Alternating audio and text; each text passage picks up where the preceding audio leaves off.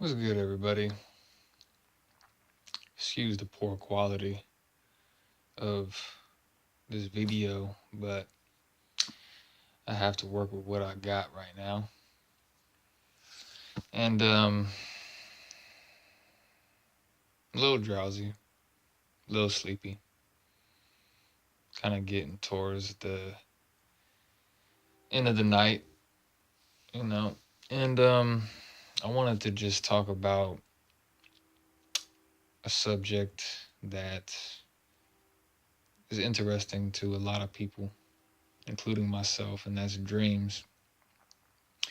And in specific, I just wanted to discuss my experiences with a reoccurring dream. And it was actually more of like a reoccurring nightmare um, that happened for, months on end.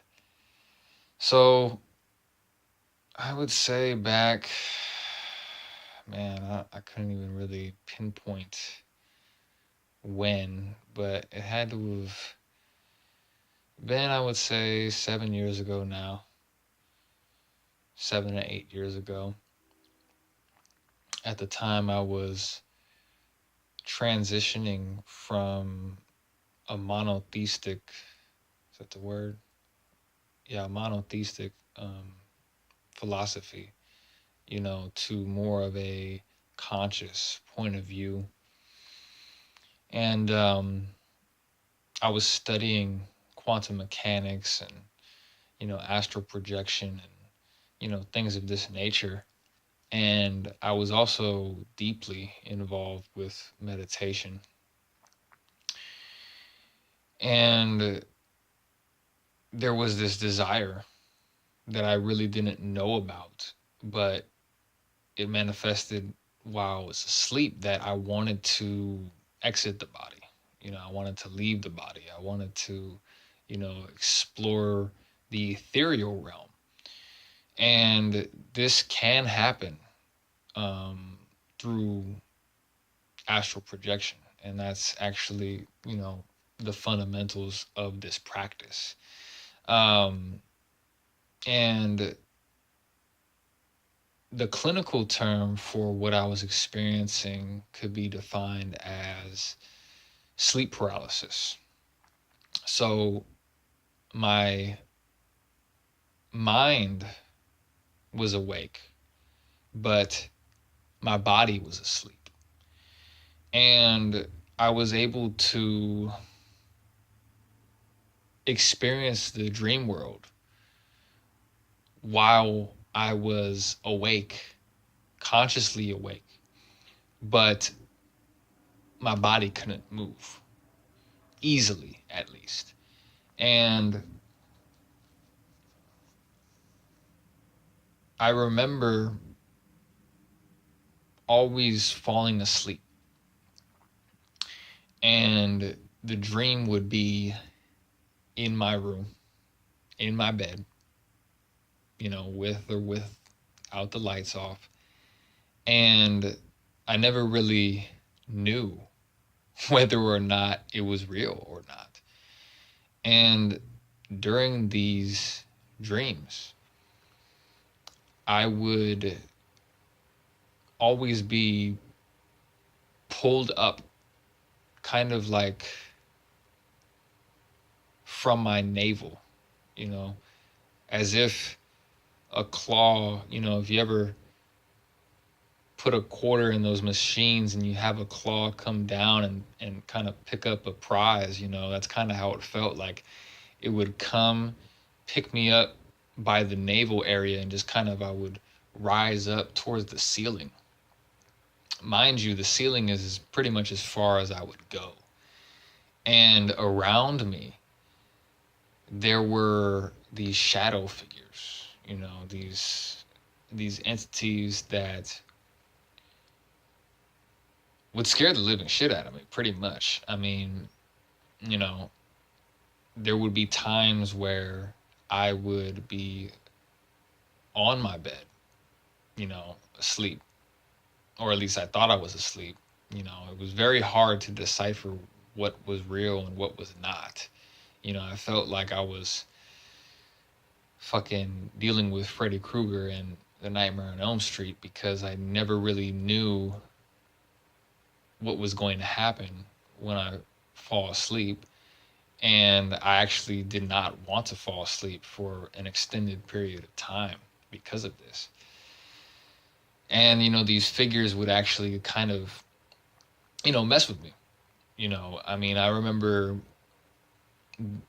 they had a tendency to cover up my mouth, like, and I wasn't in with their hand, like a shadow figure would be sitting next to me, and I always remember it covering my mouth, like, and I wasn't even really saying anything. I wasn't really even, freaking out or screaming or anything of this nature that I could recall vividly, but it would just always, like, with its weird hand like motion, cover up where my mouth is. And when I started to study sleep paralysis, you know, from a philosophical and a scientific point of view, the experiences I had were very similar to what was documented, right? In the early, I'd say, 15th, 16th, all the way up to the 18th century, there would be recorded documents about people waking up and recalling a demon or a just weird character sitting on their chest. Like, they would be like, the figure would be on its knees on top of the person's chest, and kind of just fucking with them. And of course, I didn't have those exact experiences, but I could definitely relate to it, and this happened, like I said, for months. You know, it would, I'd always get pulled up by my navel up to the ceiling. Maybe I'd float around a little bit, and I guess there was this desire, you know, to astral project, to come out of the body, and travel around in the ethereal realm, because I've talked to different people that have um, astral projected, and they can relate to what I'm talking about. But I didn't consciously ask for this at all. It just kind of happened this way. And I really didn't know what to make of these experiences until I started to study a little bit more, into quantum mechanics, into, metaphysics, and astral projection, and all of these art forms. I started to realize, okay, this is probably what's happening. Even though at the time, as I said, I had a monotheistic kind of conviction, a religious conviction, but I didn't, I was open to the idea that it was more than what I thought. And I remember vividly, this is one of the dreams I remember very vividly, that I fell asleep, and the same old thing. I was getting pulled up to the ceiling, and there were these shadow entities around me, and I just didn't even care anymore. There was no resistance for these experiences, and I remember kind of saying, for lack of better words, like, fuck it, do whatever you want, I don't care. you know and sure enough, it was that attitude, that lack of resistance, that freed me from these reoccurring nightmares. I haven't had any type of dream like this ever since. Mind you, this happened for months. and it clicked in my mind too, kind of how not only, whatever you want to call it, these entities, but pretty much how energy works. That the more you resist, the more that it actually insists on being there, and once you just kind of let go of whatever it is you're holding on to or believing or thinking you need to believe in, it kind of loses its power and it loses its interest, you know? And I also did study that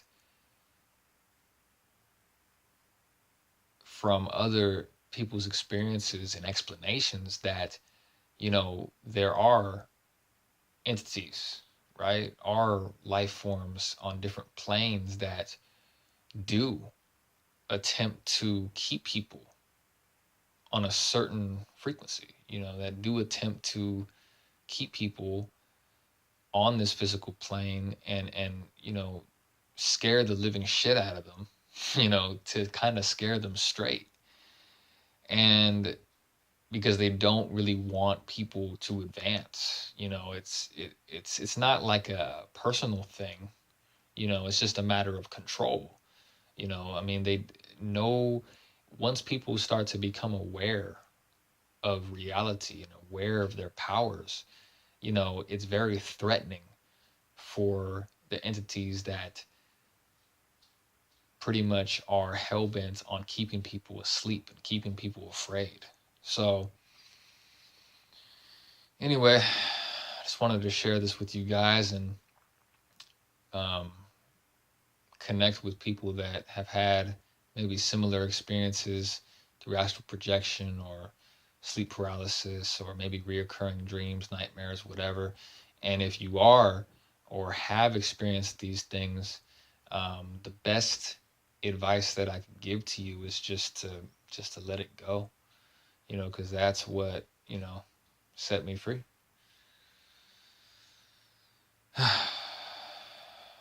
Good night, everybody.